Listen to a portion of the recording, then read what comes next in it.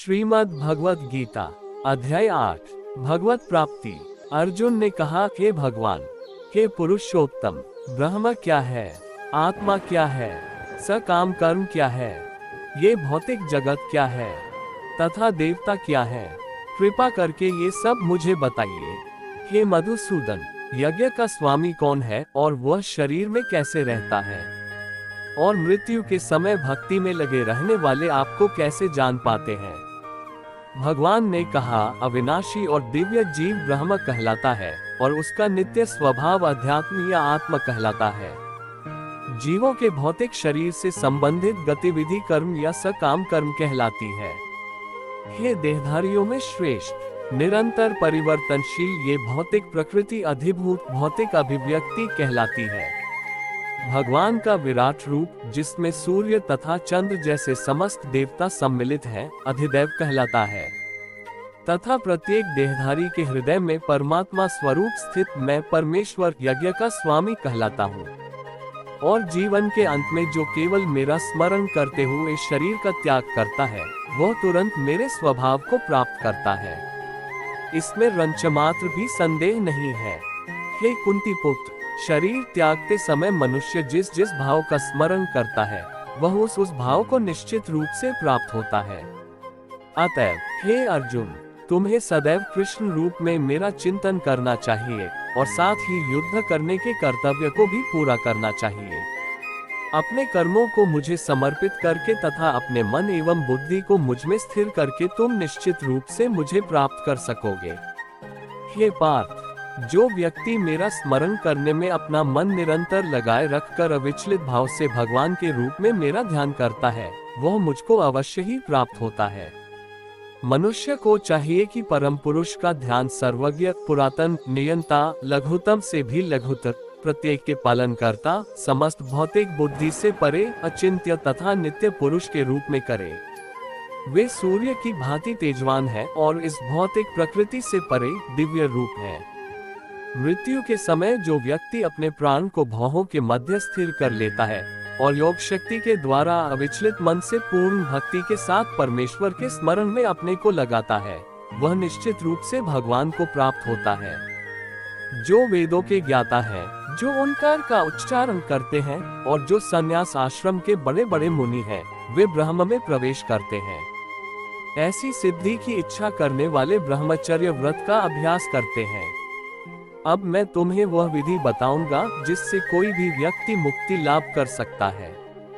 समस्त इंद्रिय क्रियाओं से विरक्ति को योग की स्थिति, योग धारणा कहा जाता है।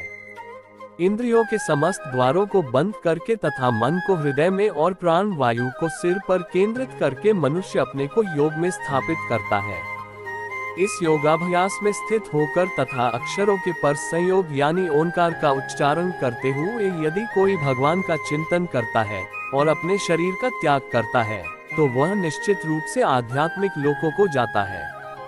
हे अर्जुन, जो अनन्य भाव से निरंतर मेरा स्मरण करता है, उसके लिए मैं सुलभ हूँ, क्योंकि वह मेरी भक्ति में प्रवृत्त रहता है। मुझे प्राप्त करके महापुरुष, जो भक्ति योगी हैं, कभी भी दुखों से पूर्ण इस अनित्य जगत में नहीं लौटते, क्योंकि उन्हें परम सिद्धि प्राप्त हो चुकी होती है। इस जगत में सर्वोच्च लोक से लेकर निम्नतम सारे लोक दुखों के घर हैं, जहां जन्म तथा मरण का चक्कर लगा रहता है। किंतु हे कुंती पुत्र, जो मेरे धाम को प्राप्त कर लेता है, वह फिर कभी जन्म नहीं लेता। मानवीय गणना के अनुसार 1000 युग मिलकर ब्रह्मा का दिन बनता है और इतनी ही बड़ी ब्रह्मा की रात्रि भी होती है।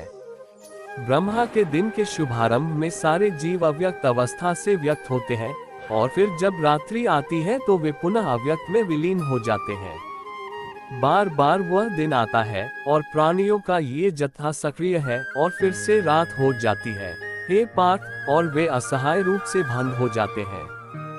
जिसे वेदांती अप्रकट और अविनाशी बताते हैं, जो परम गंतव्य है, जिसे प्राप्त कर लेने पर कोई वापस नहीं आता, वही मेरा परमधाम है। भगवान, जो सबसे महान है, अनन्य भक्ति द्वारा ही प्राप्त किए जा सकते हैं। यद्यपि वे अपने धाम में विराजमान हैं, तो भी वे सर्वव्यापी हैं और उनमें सब कुछ स्थित है। हे भरत श्रेष्ठ, अब मैं उन विभिन्न कालों को बताऊंगा जिनमें इस संसार से प्रयाण करने के बाद योगी पुनः आता है अथवा नहीं आता। जो परब्रह्म के ज्ञाता हैं, वे अग्निदेव के प्रभाव में, प्रकाश में, दिन के शुभक्षण में, शुक्ल पक्ष में या जब सूर्य उत्तरायण में रहता है, उन 6 मासों में इस संसार से शरीर त्याग करने पर उस परब्रह्म को प्राप्त करते हैं। जो योगी धुएं, रात्रि, कृष्ण पक्ष में या सूर्य के दक्षिणायन रहने के 6 महीनों में दिवंगत होता है, वह चंद्रलोक को जाता है, किंतु वहां से पुनः पृथ्वी पर चला आता है। वैदिक मतानुसार इस संसार से प्रयाण करने के 2 मार्ग हैं, एक प्रकाश का तथा दूसरा अंधकार का। जब मनुष्य प्रकाश के मार्ग से जाता है तो वह वापस नहीं आता, किंतु अंधकार के मार्ग से जाने वाला पुनः लौटकर आता है। हे अर्जुन, यद्यपि भक्तगण इन दोनों मार्गों को जानते हैं, किंतु वे मोहग्रस्त नहीं होते। अतः तुम भक्ति में सदैव स्थिर रहो। जो व्यक्ति भक्ति मार्ग स्वीकार करता है, वह वेदाध्ययन, तपस्या, दान, दार्शनिक तथा सकाम कर्म करने से प्राप्त होने वाले फलों से वंचित नहीं होता।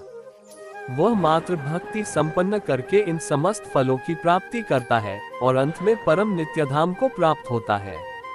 इस प्रकार श्रीमद् भगवद गीता के 8वें अध्याय भगवत प्राप्ति का तात्पर्य पूर्ण हुआ।